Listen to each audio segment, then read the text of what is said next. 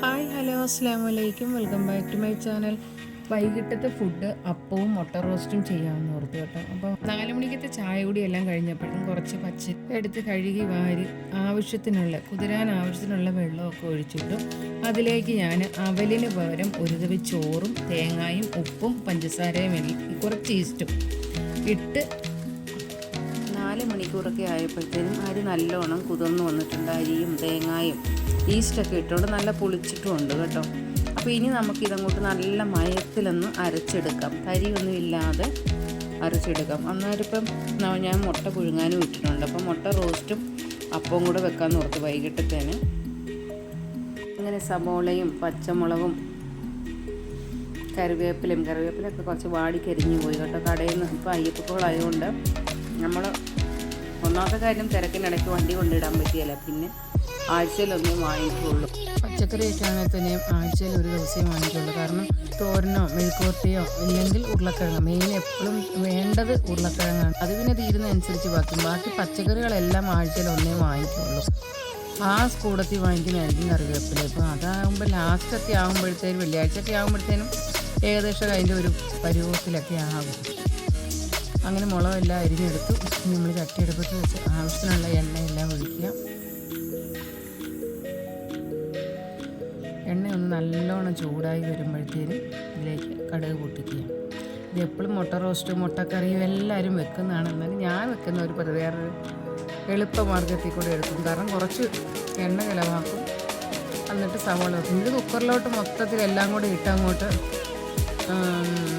2-3 whistle നമ്മുടെ കുക്കറിനനുസരിച്ച് എന്നിട്ട് അതും റെഡിയാക്കി എടുക്കും. പക്ഷെ അന്നപ്പോഴും ഞാൻ മുട്ട അതിൻ്റെ അകത്ത് ഇട്ട് കൊടുക്കുകയല്ല, അതൊക്കെ കല്ല് പോലെ കിടക്കും.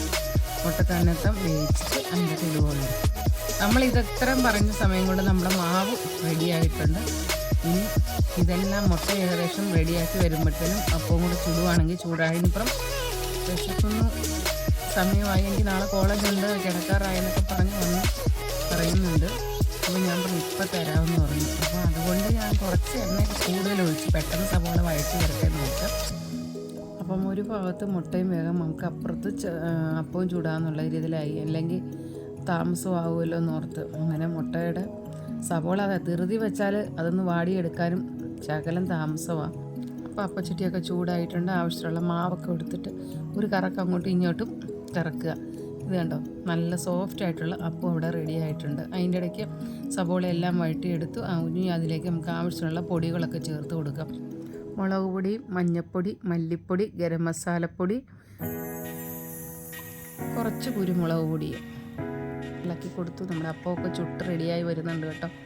ആ പൊടികളെല്ലാം ഇട്ടിട്ട് ആവശ്യത്തിനുള്ള വെള്ളവും ഒഴിച്ചിട്ട് നല്ലോണം വെട്ടിത്തിളയ്ക്കുമ്പോഴത്തേനും നമ്മൾ വേവിച്ച് വെച്ചിരിക്കുന്ന മുട്ടയും കൂടെ അതിനകത്ത് ഇട്ട് കൊടുക്കും.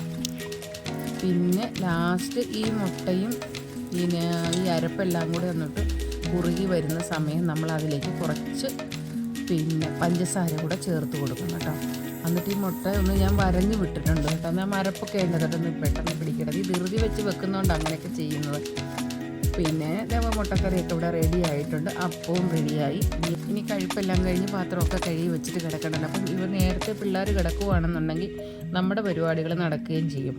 അപ്പം അതുകൊണ്ട് എല്ലാവരും വൈകിട്ടത്തെ ഭക്ഷണം എല്ലാവരും ഒരുമിച്ചിരുന്നേ കഴിക്കുകയുള്ളൂ. മക്കൾ കോളേജിൽ പോയി കഴിഞ്ഞാൽ പിന്നെ അവരില്ലല്ലോ. അപ്പോൾ അതുകൊണ്ട് ഞങ്ങൾ മാത്രമേ കാണുകയുള്ളൂ. വൈകിട്ട് എന്താണെങ്കിലും എത്ര വിശപ്പാണെന്നൊന്നും ഒരുമിച്ചിരുന്ന് കഴിക്കാൻ കഴിവതും ഞങ്ങൾ ശ്രമിക്കും. അപ്പോൾ നമ്മുടെ മുട്ടക്കറിയും അപ്പവും ഒക്കെ റെഡിയായി. അപ്പോൾ ഈ ചെറിയ വീഡിയോ ഇത്രയേ ഉള്ളൂ. നിങ്ങൾക്ക് ഈ വീഡിയോ ഇഷ്ടപ്പെട്ടെങ്കിൽ ലൈക്ക് ചെയ്യാനും ഷെയർ ചെയ്യാനും സപ്പോർട്ട് ചെയ്യാനും മറക്കല്ലേ. ബൈ, അസ്സലാമു അലൈക്കും.